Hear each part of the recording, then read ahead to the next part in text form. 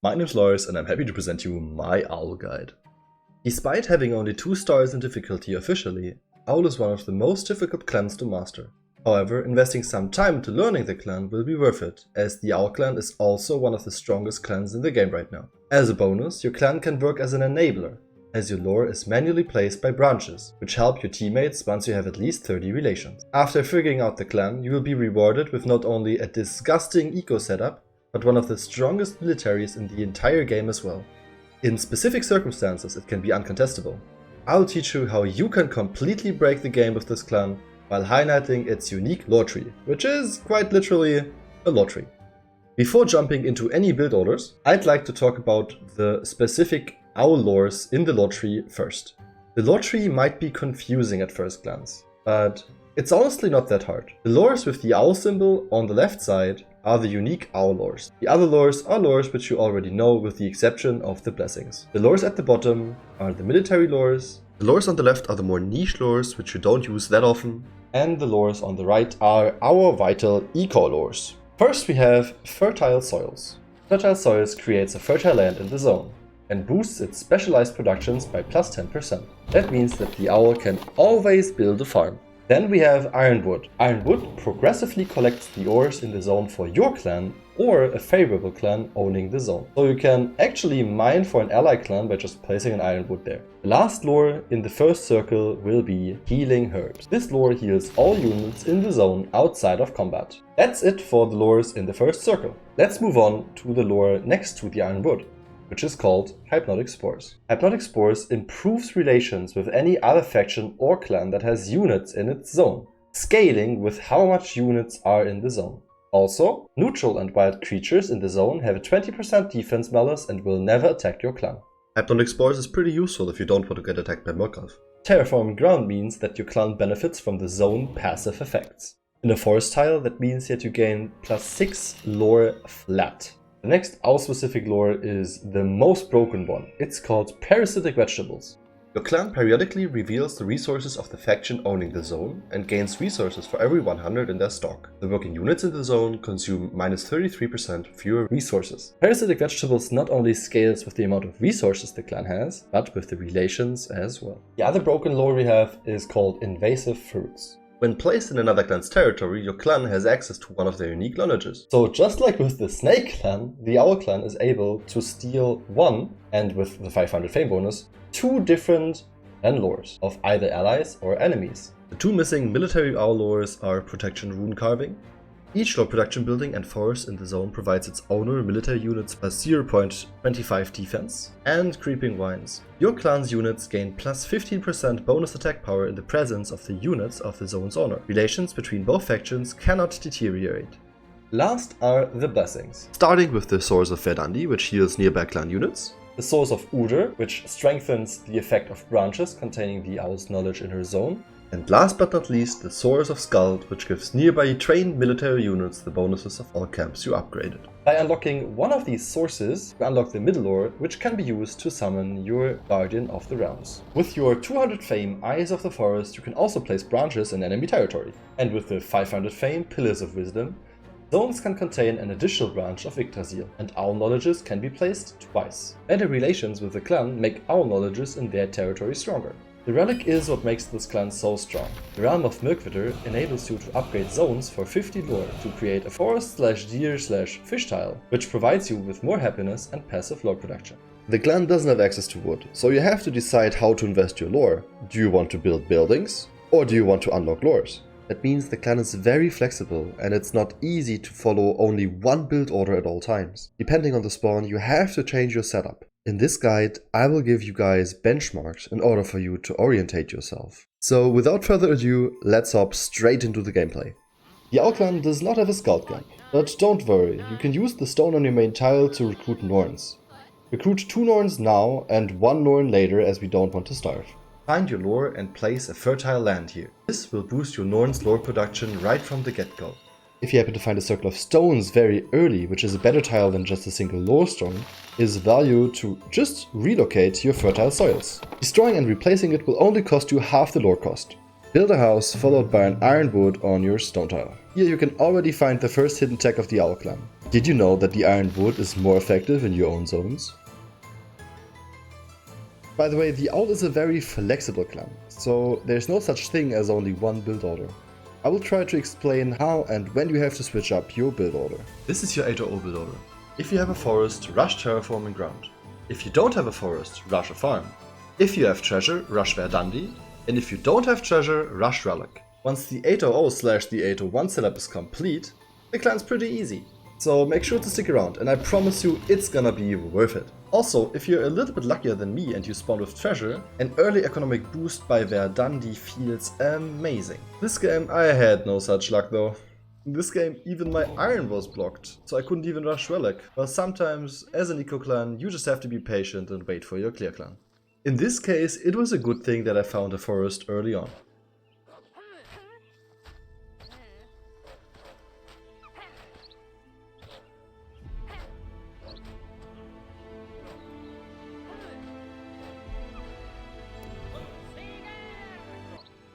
Lore Masters produce more lore than Norns. So if you can colonize the tile and turn Norns into Lore Masters, you should do that.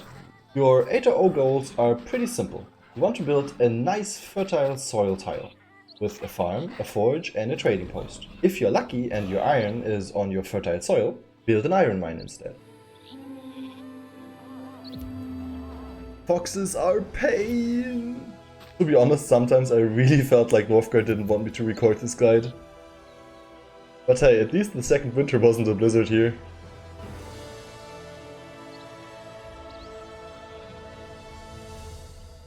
By the way, your clan's literally vegetarian, so not only can you not build fisherman huts and hunters, but your clan is not even able to eat sheep. The best course of action here is to send them to your teammates so they can feast. Especially with Owl, a feast in November is advised, as you have to save up a lot of food for the harsh winter. Both your villagers and your farmers will have a huge malice.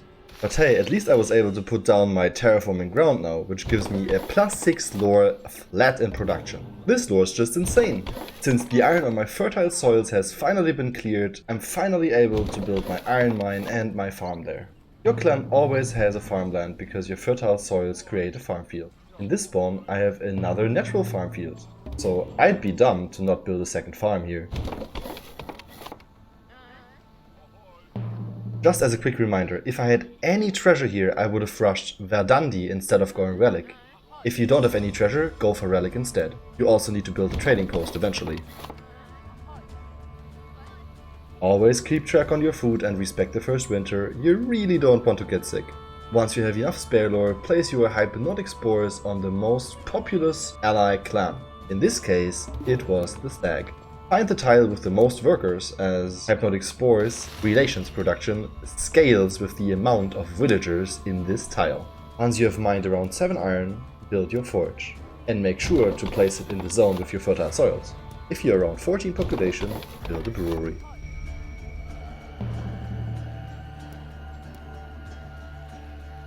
With 3 iron, it's sometimes even possible to start the relic in October 800. My relic is a little bit late here.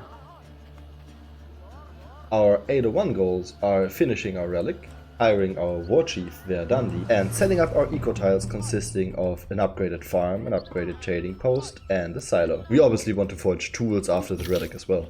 Once you have relations with your teammate, it is extremely valuable for both of you to save up lore for parasitic vegetables. Even though 360 lore is very expensive, this lore is what makes your clan so broken eco-wise, as it gives you lots of resources. It scales with both of the amount of resources your ally has, plus the amount of relations you have with your ally. So even though it doesn't even show it in your interface, this lore is absolutely broken. And if you don't believe me, just look at my resources in 802. Oh, and I just hit 200 fame, I can finally scout the enemy. Yeah, we're not doing that. Your Norns are your lore masters, you don't want to cripple your eco. Next is hiring Verdandi, sending her to your forge tile, and then upgrading everything with carpentry. Farms and trading posts are first. Would you have guessed how much value iron wood has provided at this point? In my opinion, just having 22 freely mined stone is pretty good. Upgrade everything and build more iron and stone mines. You can't have enough of that. Also, don't forget to send your sheep to your allies.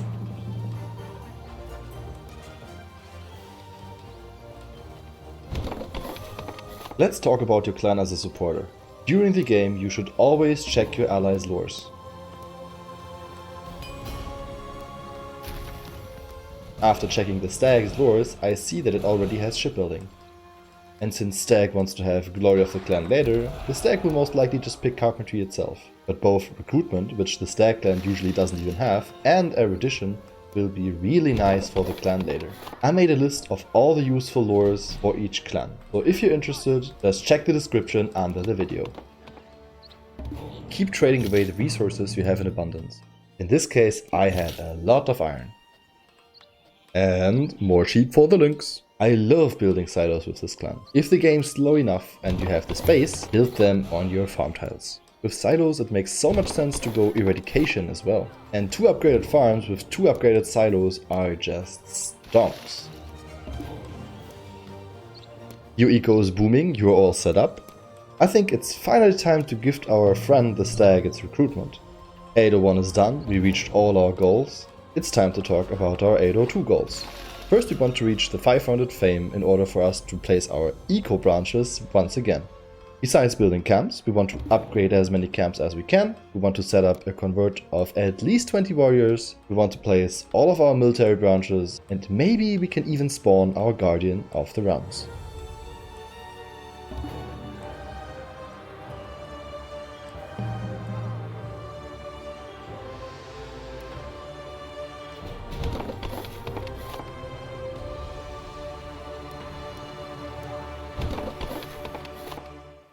Wait, you have more than 2 lawmasters working? Erudition could be a lot of value here. After hitting 500 fame, your clan has truly reached the apex, and you're absolutely about to pop off. Try to place all your eco lores once again as fast as you can. Place your second fertile soils on your second eco tile, which you have set up in the past. Place another iron wood, as well as terraforming ground, parasitic vegetables, and finally hypnotic spores on your second ally. And don't forget to upgrade your silos once you have enough stone.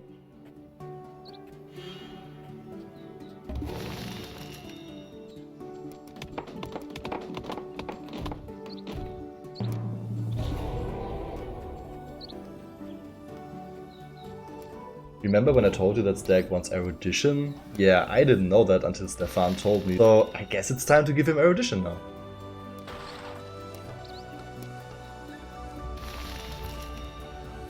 And don't forget to place your second hypnotic spores on your second ally. In order to get maximum efficiency out of our secret tech later, we want to have 100 relations with both of our teammates. For the military path, both leadership and guardian are really nice to defend rushes and early aggression. But if you reach a typical 802 game, legions is by far the best, especially in this build order.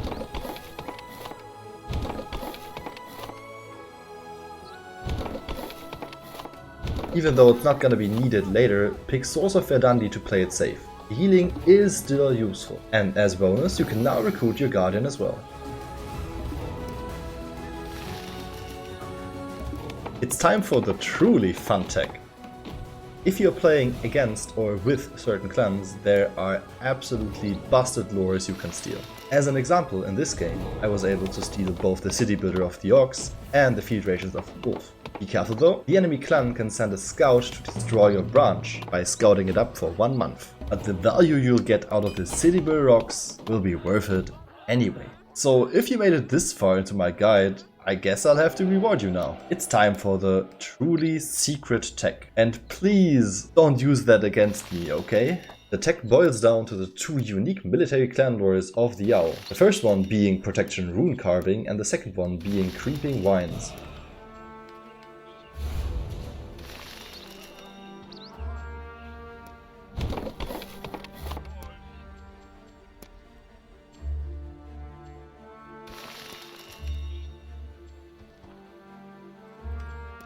Place a creeping vine and a protection rune carving on an ally tile. Have Uder stand there with the Uder blessing and fight alongside your ally. And just take a quick look at the attack power of your warriors. Yeah, nothing to see there, right? Finally, the only thing left is full converting in 803 and killing your enemies. As a bonus, you can spawn your Guardian of the Realms as well. Not only is your Guardian extremely tanky, but it can actually win you a game outright if you manage to decolonize 7 tiles with it. In the middle it costs 600 lore, and further away it is from the middle, the more it costs. In the first circle, the Guardian already costs 1000 lore.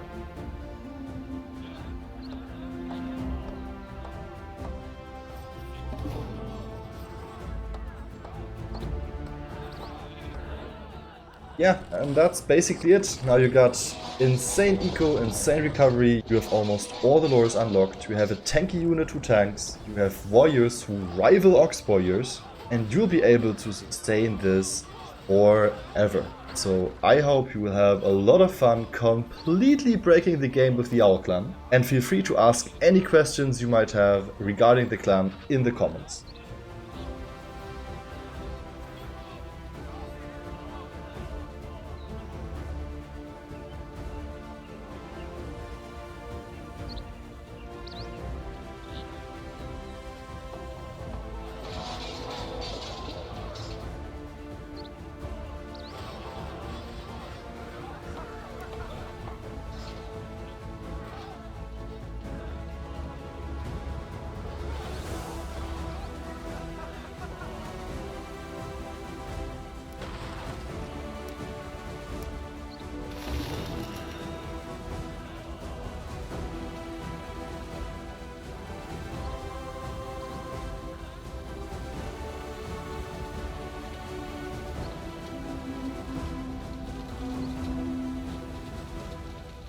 I truly appreciate all of you guys, and I am excited about seeing more good Owl players in my games. I hope I was able to convince you of how fun this clan actually is. Thank you so much for watching, and I'll see you next time.